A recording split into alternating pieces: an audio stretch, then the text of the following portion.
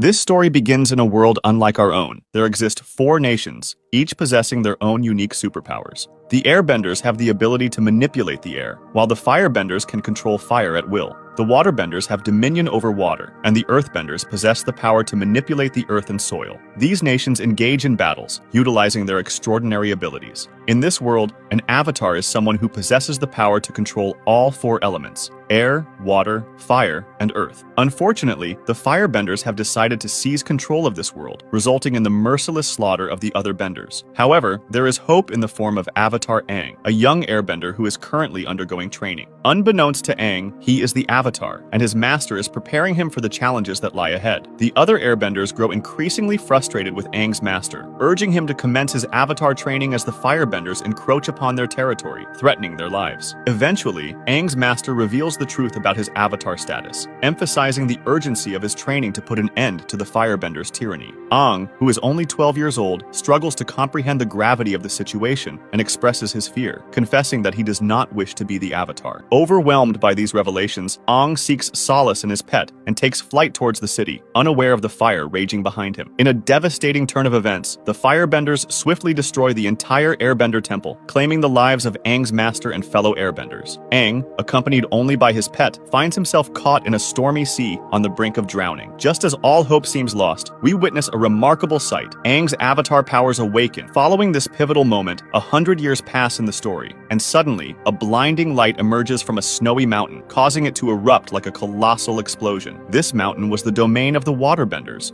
where a waterbender named Katara was training with her brother. Upon witnessing the incident, both of them were frightened and decided to take Aang to their temple. Aang's departure was spotted by Prince Zuko of the Firebenders, who was on a mission to locate the Avatar in the world. When Aang regains consciousness at the Waterbenders' temple, he recounts everything that happened, including being caught in a storm before ending up there. An elderly Waterbender questions how this could be possible, mentioning that the attack Aang described occurred a century ago, wiping out all the Airbenders. She explains that only Katara remains a true Waterbender in their tribe. After conversing with Aang, the old lady discovers that he is the Avatar and the last waterbender in the world. Aang also reunites with his pet during his stay at the temple, where he becomes friends with Katara and helps her to control her bending abilities. Zuko arrives at the Waterbenders' village with his uncle to capture Aang. When he demands the villagers hand over Aang, Katara's brother challenges Zuko to a fight. Despite Zuko's superior firebending skills, he easily defeats her brother. Just as Zuko is about to harm the boy, Aang intervenes and agrees to go with them.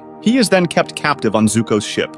However, Aang manages to escape using his airbending skills, steals the keys, and takes a book written by Zuko about the Avatar. As he flees from the ship, Zuko attacks him with fire, but Katara and her brother arrive just in time to rescue Aang. Thereafter, they visit the Airbenders' temple, which was completely destroyed. Aang becomes overwhelmed with sadness and anger when he sees his master's bones. In this state, all of the Avatar's powers awaken once again, which he had previously struggled to control while managing his emotions. At this moment, Katara offers him encouragement. Aang admits that he believes it was his fault that the world ended a century ago, but he is determined not to repeat his past mistakes. He decides to complete the training of the Avatar and begins by reading Prince Zuko's stolen book on the Avatar. According to the book, in order to start the training, Aang must awaken the powers of the previous Avatars. Their first stop is the temple of the Kyoshi Avatar, located on an island. However, upon arrival, they are attacked and captured by the island's inhabitants. Suddenly, Kyoshi's statue begins to glow, surprising the islanders. They bring Aang and his companions to their leaders. It is revealed to Aang and his companions that they do not possess any bending powers, which is why they were unable to defend themselves. The islanders decide to assist them. Meanwhile,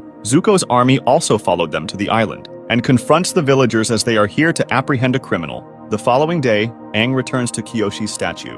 This time, when the light shines on him from the statue, he is transported to another world and meets the Kyoshi Avatar. She explains that the world has reached its current state due to Aang's failure to train as the first Avatar. She warns him that if he doesn't train now, the Waterbenders' territory will be destroyed. Kyoshi demonstrates this by showing Aang a vision. She advises him to train alone, leaving behind his attachments, as their vulnerability is the Avatar's weakness. Kyoshi then uses her Avatar powers to possess Aang's body and returns to the human world. However, to assist the people in need, she discovered that her own people were in trouble due to the Firebenders' attack. Kyoshi quickly used her bending powers to drive away all the Firebender soldiers. This frightened everyone, causing them to flee. Afterward, Kyoshi leaves from Aang's body. The villagers express their gratitude to Aang for witnessing his bravery against their enemies. Following Kyoshi's advice, Aang and his companions headed towards the waterbenders' territory as Kyoshi warned him about the impending destruction. In another scene, after Kyoshi's defeat, Zuko encountered his own army, who were apologizing for not supporting him, that if they had known about the Avatar's meeting, they would have supported him. Zuko tells him not to reveal anything about the Avatar to anyone, but the commander tells Zuko that he told to his father. The Firebenders' king had already heard the news and acknowledged Zuko's capabilities. Surprisingly, Zuko's sister was not pleased upon hearing this, as she desired to become the queen of the Firebenders after their father. She believed that surpassing Zuko's abilities was one way to achieve her goal. While flying towards the waterbenders area, Aang noticed another airbender-like individual soaring through the sky. Aang immediately pursued him and arrived in a city inhabited by earthbenders. There they meet a merchant named Jet and ask for his help to enter the fortress. Since the soldiers prohibit outsiders from passing through, Aang felt a bit disheartened when he discovered that the flying child he had seen was not an airbender, but the son of a scientist who had invented a device to enable flight. They also encountered the scientist, who informed them that the firebenders frequently attack their city and that he had created numerous inventions and weapons to protect them. The scientist's son asked Aang, as an airbender, for his assistance. Meanwhile, the Firebenders were aware that a flying boy had been spotted in the Earthbenders' territory. Prince Zuko from the Firebenders decides to visit the city of the Earthbenders along with his uncle. In the city, Katara sees the scientist spying for the Firebenders and discovers that he is a traitor. She then meets Jet again, who was also watching them, and they both follow the Firebender through the forest and get caught by them. Jet then calls on his friends. A group of orphans joins them and manages to defeat the Firebenders. Meanwhile, her brother Sokka and the scientist Sai succeed in making the design of an air balloon. On the other side, Aang and the boy find out that the Firebenders do not attack with their own fire, but they use a chemical for it during the explosions in the city, and someone is also helping them in the city. Aang then informs his friends that it is all caused by Jet, but Katara defends Jet as a good person, and she goes in search of proof to prove Sai is the traitor. However, to her surprise, Jet reveals his plan to kill Sai and the king by changing their boxes with explosive jelly. Katara is shocked to hear that the boy she trusted could be so bad, and she realizes that Aang was right. She then goes with Aang to save the king. As they head to the palace, they encounter Zuko attacking Aang with fire, causing chaos in the city. The Earthbenders' soldiers try to capture Zuko, but his uncle distracts them with his firebending skills. As a result, his uncle and Aang both get caught by the soldiers. Meanwhile, the Firebender's companion tries to kill the king by shooting a fire arrow at the box with explosives. Katara uses her waterbending skills to extinguish the arrow and save the prince.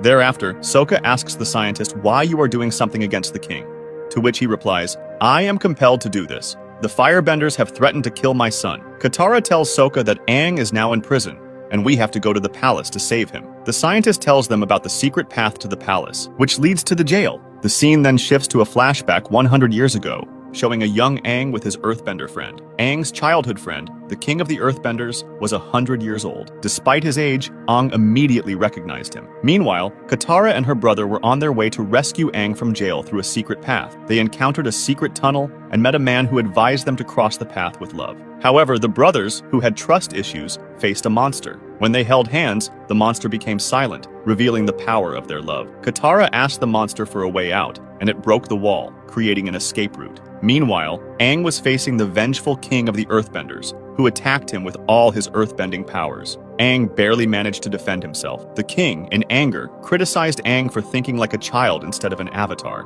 Aang defended himself, stating that he was not doing anything wrong, and makes peace with his old friend. Thereafter, before leaving the place, Aang and his friends find out that Sai was actually a double agent working undercover to expose the Fire Nation's secrets. The king then bids farewell to his friend with a smile on his face. In another scene, Zuko's uncle was being transported to a new jail when Zuko attacked the Earthbenders and freed his uncle. Together, they defeated the soldiers with their firebending skills. On the other side, Aang and Katara left for the waterbenders. Aang praised Katara for her progress in waterbending, and she credited her grandfather's book for her improvement. Along the way, they discovered a village that had been attacked by firebenders. As they descended and investigated the surroundings, they discovered a small village. A villager then informs Aang about the presence of monsters who have a history of making people disappear. And then the firebenders attacked here and destroyed our area. Aang also sensed the energy of another realm. The scene then shifts to Zuko's sister in the city of Firebenders. The girl tells her father to find the Avatar with the assistance of the army general. Her father declared that whoever finds the Avatar will become the king, whether it's you or Zuko. However, it was noted that Zuko was progressing rapidly. The girl became furious. Meanwhile, it was revealed that Aang was sensing the energy of another dimension in a destroyed village. Aang transported his soul and his friend's souls to that dimension, where they encountered a strange monster that tries to kill them all and was screaming loudly. In another part of the world, Katara's brother encountered a fox who informed him that the monster causing distress was in pain, and by relieving its suffering, all their problems would be resolved. Meanwhile, Katara desired to meet her mother, but was soon interrupted by an attack from the Fire Nation in order to protect her. Katara's mother hid her in a safe place, only to be burned alive by the firebenders in front of her eyes. These were the haunting memories of her childhood. Suddenly, a new monster appeared and captured her. Katara's brother also experienced some troubling thoughts, while her uncle expressed doubts about his abilities. These thoughts weighed heavily on him, and he too was captured by the monster that had imprisoned Katara.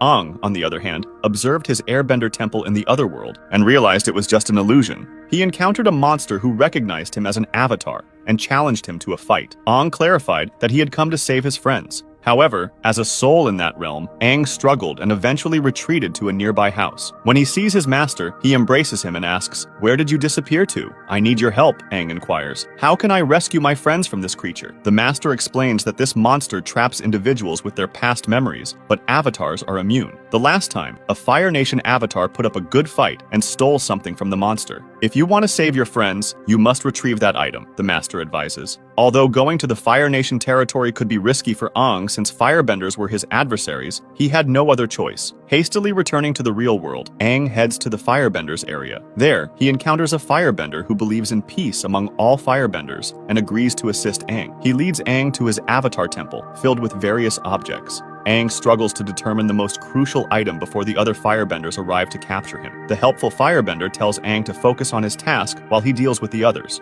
As Aang uses his avatar abilities, he encounters the firebender avatar, who reveals he possesses the monster's mother's statue. Aang retrieves the statue and prepares to confront the monster when another bounty hunter attacks him. This bounty hunter was hired by Zuko and his uncle to capture the avatar. Aang is taken into their custody, but he requests some time to save his friends before returning. Zuko disagrees, stating that saving others makes them weak. Recalling a flashback shows Zuko's dad planning a strategy involving sacrificing his own soldiers. Zuko questions this, but his dad tells him that he will be punished for questioning his strategy. In the present, Zuko and his uncle get rounded by his own army. The commander tells him to hand over the avatar to him, or else we have an order to kill you. Reluctantly, Zuko hands over Aang to his dad's soldiers. At night, Aang was tied up in prison. Meanwhile, outside, someone is watching the soldiers, and he skillfully enters their place and sets Aang free from his prison. A fight then starts up with the soldiers, in which Aang and the stranger fight them as a team, and soon they escape from there. On their way, the stranger gets shot, and Aang saves him by disappearing from there. It is then shown that it was Zuko who came to save Aang. He commended Zuko for helping him despite being enemies, and praised the amazing book written about his avatar. However, Zuko insisted that he was still Aang's enemy and intended to capture him. Zuko attacked Aang, and they engaged in a fierce battle. Aang eventually defeated Zuko and noticed the deep wounds on his face and heart. To understand the story behind this, we were taken back to the past, where Zuko fought with his father. Although Zuko defeated his father, he couldn't bring himself to kill him. His father criticized him for prioritizing the desire to save others over his own strength, and he punishes him by burning his eye.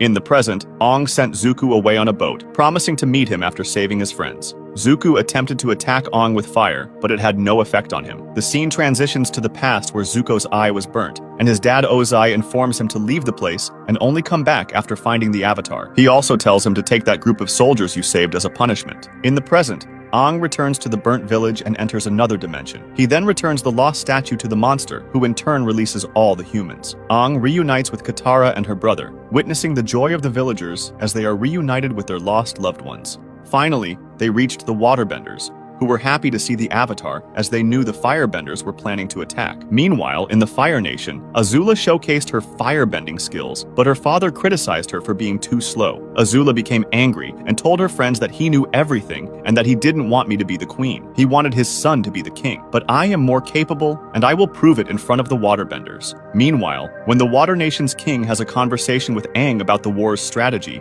Aang tells them the truth that he hasn't mastered any of the bending yet and still needs his friend's assistance. This disappoints the king and the army commander, and Aang gets very sad. Meanwhile, Katara learns that women here don't participate in war and only use their waterbending skills to heal people. Katara thinks this is wrong and leaves from there. Aang then meets the waterbender Avatar and asks for help activating his powers, but he tells him that he cannot help him and warns him to leave his friends and to focus on training. Sokka then meets a girl with white hair and thinks that he has met her before, and remembers in the form of a fox from the spirit world who asked him to help the monster. She explains that she was once gravely ill and sought help, and with the moon's assistance, they can perform waterbending. The moon granted her a portion of its soul, allowing her to exist in both the human and spirit worlds. In the firebender's domain, Zuko's sister impresses their father with her firebending skills, even demonstrating the ability to generate electricity. This pleases their father. Meanwhile, the firebenders advance towards the waterbenders' territory, equipped with an air balloon carrying their general. Although the waterbenders were mentally prepared for the impending war, they lacked the numbers to match the firebenders.